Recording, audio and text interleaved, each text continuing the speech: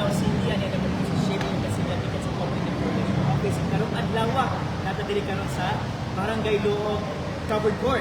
Kay dili gipahigayon ang ato ang first ever nga blood donation drive karong tuiga year 2026 by the City Health Services Office of the Davao City in partnership with DOH, Department of Health.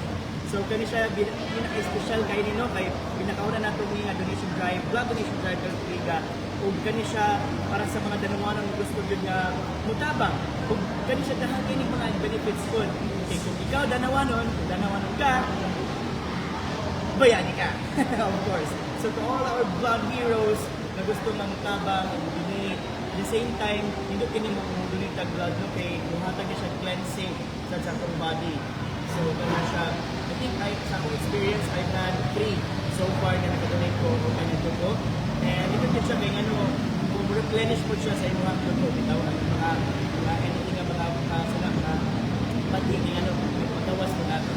Kaya nakapaagi. So kaya siya, hindi tayo makatabang ta because even one bag of blood, kaya ano, makatabang na mga 3 people sa international. So, tinuod yun na kung danawanan ka, bayani din ka. So, sa tanang mga gusto mong tabang, alita din sa Barangay Luog sa ito ang mobile blood donation drive. So, karon ipakita natin ninyo, no? Sa yun sila nagsulod, mga I guess 8 a.m. Nag-start na sila diri and go to me until 2 p.m. ang cut-off. So, in fact, na natin mga successful donors na dito lapit na kuhaan ka ng kumana sila, nakuha na ito nag-rest na sila for I guess 15 minutes before sila makalakaw. So, kanino, ang first step is the registration. Hindi na kita. Sa monisahan registration, sa mga mukari, ano na, ito, mag-register ka sa itong pangalan, and all nating mga information. And after the registration, ari din na diri to check vital signs, no? Kana siya. So, timbang, so, pwede ba ka eligible. So, it's very important that, of course, before we donate, dapat from sound mind and health status. Hello. So, muna sila. Good morning. Masila kong adlaw.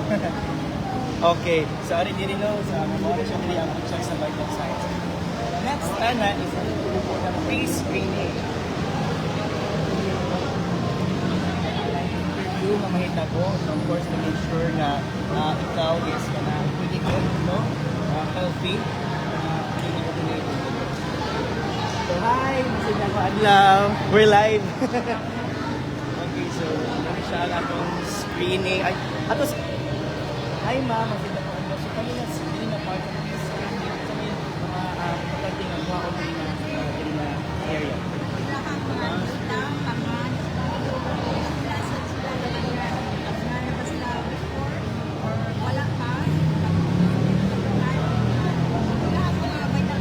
Yes, okay, good. Thank you kayo, ma'am. Thank you. So, guys, area ang sa screening. Alright. Okay.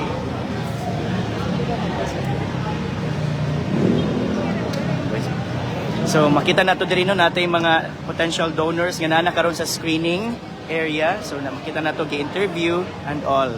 So, after diri guys, after sa screening, sa pre-screening, the screening na rin. I-check, after the pre-screening, i-check kung saan to ba yung mga details, yung that, everything. And of course, once again, i-check if you are of good health. Safety. And of course, for safety na po, maybe a little bit of orientation sa mga pinimita mo, feel after donating blood and kumanta, mga tumilan ni mga bawat as a donor. So, hi sir, masila po. DOH. Yes, from the DOH, at mga exhibits from the DOH. Thank you tayo sir sa pag-hain yung panahon karon. Okay. Mabiling dalawanon karon makita nato no currently nag-screening so kana siya na interview may tabo and to make sure nga safe ang imong pag-donate og naa ka sa sakto nga health, of course that's very important. And once we're done with the screening Tara, makita na to mo ni siya ang bag. Andamon ang mga bags diri nga dapit. So kani siya guys, ari ibutang inyong mga blood. Right. So after the screening, magpa-abot para kuhaan na kaundod. So kung pass ka sa screening, we will talk to the doctor ko di ay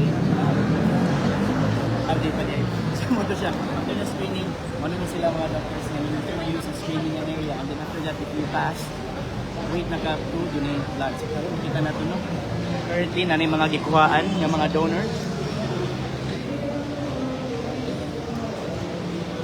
Pasabot na kami sila, healthy, anda, ilang lawas, pangunang-una ka na sa pag-donate. So, mga blood heroes na to guys, ay of course. Nato sila pang waibo no, kay kanang na busy pa sila o naglogo. So once again, ang naadiri karon ato ang Danao City Health Services Office in collaboration with, or in partnership with the DOH.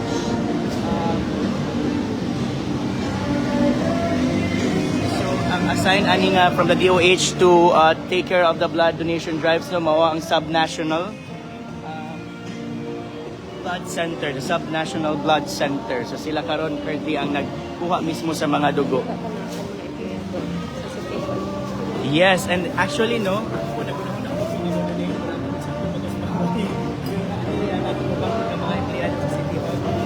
uniform i-donate ko. Sir, hello. Masilak na adlaw. Kamusta man nimo ham? Okay ra. Wala rin sakit. Okay. Thank you for being one of our blood heroes karong adlaw no. Okay, salamat kayo sir. Okay, so kani should we like talk to some more ng mga successful Hi ma'am, masidlag na adlaw. Ha? Hello. Ikapila so, na ka, after ikapila. ka pagdugo, tingano mo rest man no, o mga I guess 15 minutes. Tingano na may possibility nga, basta kung dali-dali ka, malikot ka, inana, ikuha may kag one bag no. So, to make sure lang na healthy. I guess they're provided food, the donors are provided food. Importante mo nga after donate the blood, tingano, nakaon ka o insakto makainyo nagtiblikan.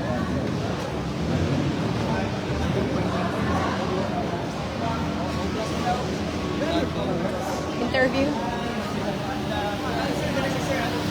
Mana?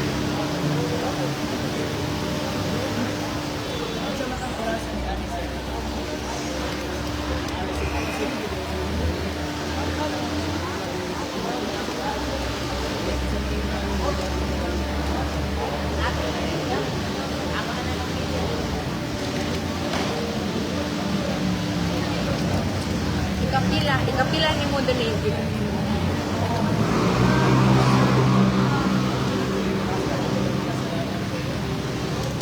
Nagpa-donate ka ba?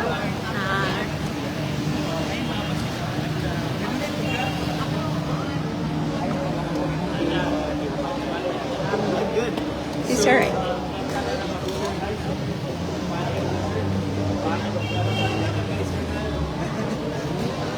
Ikapila.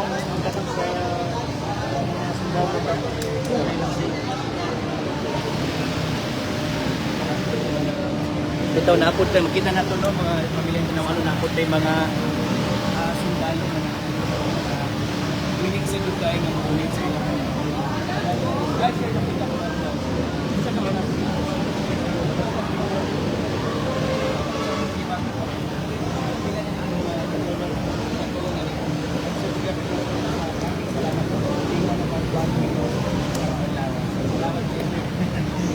Okay.